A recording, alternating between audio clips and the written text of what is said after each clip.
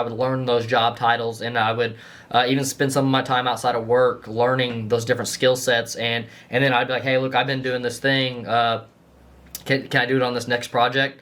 And I would kind of just kept pushing myself into those roles. So you got to be careful about that, and be careful about a bigger company, a bigger systems integrator. They may have these teams already built out, and so like to go from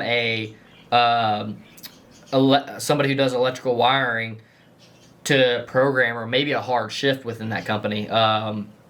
Smaller companies don't really have that issue. Things are more personal. You can talk to your owner, you can talk to your managers, and say, hey, look, this is the direction I want to go, and they'll be more apt to putting you in those positions versus like a mega company who's doing hundreds of millions of dollars in projects a year. Those type of companies have very structured systems, and to me, I don't feel like they're as enjoyable to work for. But you also there's a lot of handoffs back and forth with that.